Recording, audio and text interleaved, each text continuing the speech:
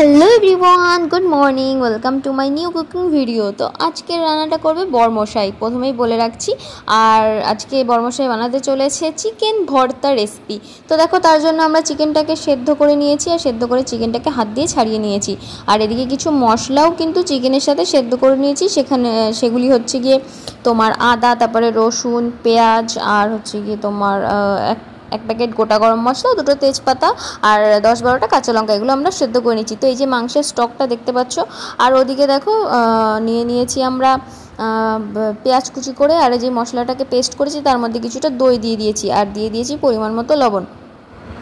আর এদিকে দেখো একটা পেঁয়াজ কুচো করে নিয়েছি আর 4টে ডিম সেদ্ধ করেছিলাম। তো দুটো ডিমকে আমরা এইভাবে গ্রেড করে নিয়েছি, যেটা আমরা ভর্তার মধ্যে দিয়ে দেবো, যেটাতে একদম মিশে যায়। আর এই যে এখানে আছে মগজদানা আর কাজুর পেস্ট। তো চলো রান্নাটা এবার শুরু করা যাক। আর এক প্যাকেট দুধও নিয়ে নিয়েছি। তো বরমশাই এখন এই যে কাচ্চিঘানি হেলদি রিফাইন অয়েল দিয়ে রান্না করবে। তো দিয়ে দিয়েছে কড়াইতে কিছুটা সাদা তেল, আর দিচ্ছে 1 চামচ মতো ঘি। ভিডিও করছি দিয়ে দিল।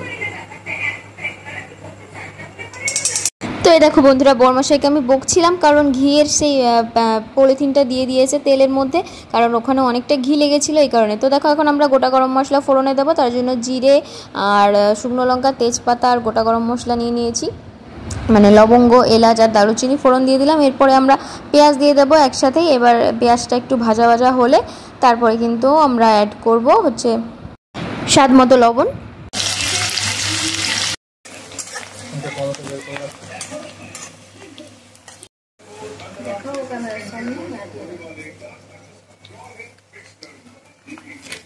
তো তরকারিতে কিভাবে রং আনতে হয় জানো কি তোমরা? এই দেখো তেলের মধ্যে কিন্তু দিয়ে দিতে হবে হলুদ আর শুকনো লঙ্কার গুঁড়ো, বা তোমরা কাশ্মীরি রেড চিলি পাউডারও ইউজ করতে পারো, যেটা কিন্তু তেলের সাথেই দিতে হবে, তবে কিন্তু সুন্দর রং আসে। আর আমি কিন্তু রান্না করতে করতেই জেনেছি, এর আগে কিন্তু আমি জানতাম না, যদিও এর আগে আমি কিছুই জানতাম না, কারণ আমি তো সেভাবে রান্না করতাম না।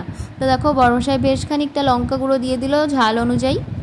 এখন ভালোভাবে এটাকে একটু জ্বালিয়ে নিয়ে কিন্তু দিয়ে দিতে হবে চিকেন। তবে বেশি গ্যাস কিন্তু একদম লোতে রাখতে হবে, নাহলে এই লঙ্কা আর হলুদ কিন্তু পুড়ে যাবে আর গন্ধ বেরোবে। তো দেখো এরপর আমরা যে মশলাটা পেস্ট করেছিলাম, সেই আদা রসুন আর পেঁয়াজ সেদ্ধ, সেইটা হচ্ছে গিয়ে যে পেস্টটা দিয়ে দিচ্ছি। এবার আস্তে আস্তে করে কষাতে হবে আর দেখবে তেল ছাড়বে। আর এদিকে আমি আটা মেখে নিয়েছি, কারণ এই ভর্তার সাথে তো রুটি ছাড়া কিছুই ভালো লাগবে না। তো রুটি বা পরোটা, লাচ্ছা পরোটা, তন্দুরি পরোটা, এসবই কিন্তু এই চিকেন ভর্তার সাথে খেতে একদম বেস্ট। তো এই দেখো গ্রেভির কালারটা জাস্ট দেখো কি সুন্দর, একদম লাল হয়ে গিয়েছে আর তেল ছেড়ে দিয়েছে। তো এখন আমরা এর মধ্যে দিয়ে দিচ্ছি কাজু আর মগজদানার পেস্টটা। দেখো, তো এই নিয়ে সেকেন্ড টাইম আমি বরমশাইকে ভর্তা বানাতে দেখছি, কারণ এর আগে না আমাদের বিয়ের আগে সে একবার বানিয়েছিল আর আমার বাড়ির জন্য পাঠিয়েছিল। তো তখন আমরা দেখা করতে গিয়েছিলাম, আরও আমার জন্য কিন্তু নিয়ে গিয়েছিল, মানে আমার বাড়ির সকলের জন্য। তো খুব সেদিনও কিন্তু দারুণ হয়েছিল। তো দেখা যাক আজকে কেমন হয়। আর তোমরা কারা কারা চিকেন ভর্তা খেতে ভালোবাসো অবশ্যই কমেন্ট করে জানিও। আর বরমশাইয়ের রান্না তো একদম মানে হোটেলসকেও ফেল করে দেবে। তো দেখো এর মধ্যে দিয়ে দিচ্ছি আমরা কিছুটা টমেটো কুচি। তো আমরা একটা গোটা টমেটোকে কুচি করেছি, তো হাফ আমরা এখন দিচ্ছি আর হাফ দেবো একদম লাস্টে।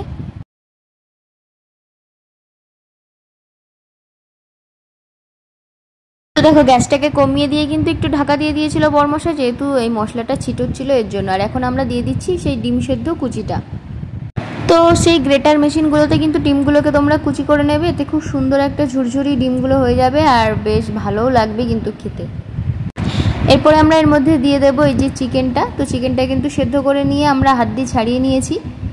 তো আমার রান্নার ভিডিওগুলো তোমাদের কেমন লাগছে অবশ্যই কমেন্ট করে জানিও। আর আমি দেখছি তোমরা কিন্তু ভালোই রেসপন্স দিচ্ছ, তার জন্য সবাইকে মন থেকে অনেক অনেক থ্যাংক ইউ আর অনেক ভালোবাসা রইলো আমার তরফ থেকে তোমাদের সবার জন্য, যারা আমার চ্যানেল সাবস্ক্রাইব করেছো। আর বেল আইকনটাও কিন্তু প্রেস করতে ভুলো না।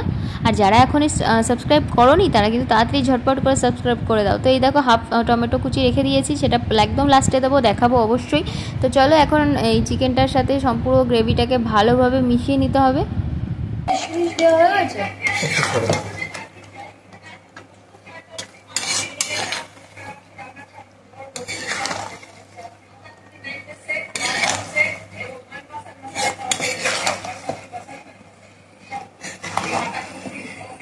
তো দেখো একটু নাড়াচাড়া করে নিয়ে যে স্টকটা ছিল সেটা আমরা দিয়ে দিলাম, আর এর মধ্যে আমরা আরও কিছু জিনিস অ্যাড করব।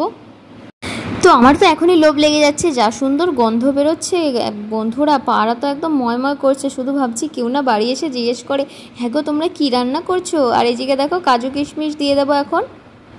তো কাজু কিশমিশ কিন্তু ভেজানোর দরকার নেই, জাস্ট জলে ধুয়ে দিয়ে দিলেই হবে। তো হ্যাঁ, মেন কথা যেটা তো তোমাদের বলতে ভুলেই গেছি, এখানে কিন্তু আমরা একদম বোনলেস চিকেন নিয়েছি, একটুকুও হাড় ছিল না, পুরোটাই কিন্তু সলিড চিকেন। তবে ছোটো ছোটো যদি কিছু হাড় থাকে তবে কিন্তু খুব মন্দ হবে না, তবে আমরা সলিড চিকেনই নিয়েছিলাম। তোমাদের যেমন ইচ্ছে তোমরা নিতে পারো। এটা পুরো মিলে যাবে জলটা। আর লাগবে না জল, বাকি আছে।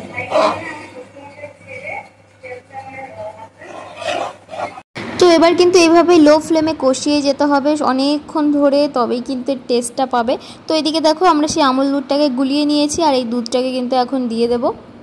আর জল কিন্তু একদম সামান্য পরিমাণে দেবে, দেখছো তো জলটা দিয়েছি, জাস্ট মাংসগুলো ভেসে আছে এরকম জল দেবে। আর এদিকে দেখো সেই বাকি দুটো ডিম সেদ্ধ ছিল সেটাকে কুচো করে কেটে নিয়েছি, ওদিকে কাসুরি মেথি রেডি করে নিয়েছি। আর এদিকে আমি ঝটপট করে রুটিগুলো ভাজতে শুরু করে দিয়েছি, কারণ 9:30 বেজে গিয়েছে, আর এখনও কিন্তু মানে টাইম লাগবে বেশ, 10:30 তো বেজেই যাবে আরামসে।